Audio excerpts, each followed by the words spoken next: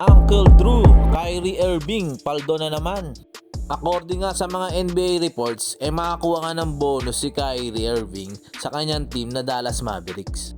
Isa itong secret clause o contract incentive na kasama sa kanyang lucrative deal na kanyang pinirmahan last year worth 126 million for 3 years. Pero bago nga makuha ni Uncle Drew ang unang incentive o bonus, ay kailangan mapaglaro muna ito ng at least 58 games at magkaroon o ma-achieve ng kanyang team na Dallas ang 50 wins ngayong season.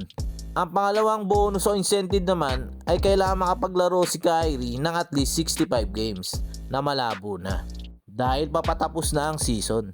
Sa pagkapanalo nila versus Heat, nakuha nga ng Dallas ang kanilang 50th win. At ito rin ang ika-58 games played ni Kyrie, kaya eligible siya sa incentive. Ang makukuhang bonus ni Uncle Drew ay tumataginting na $1 million. After ng injury niya noong December, nakapaglaro si Kyrie ng 31 straight games.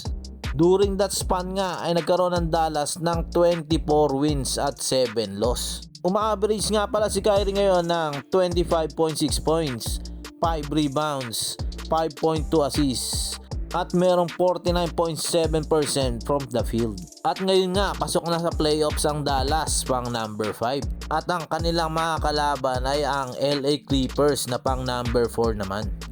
Well, ito ang unang pagkakataon na makapasok sa playoffs ang tandem ni Kyrie at Luka Doncic. At ito rin ang ika-third time within 5 years na maghaharap ang Dallas at Clippers sa isang playoff series. Magandang playoff matchup to, kaya mga bogs, kampihan na. Saan kayo?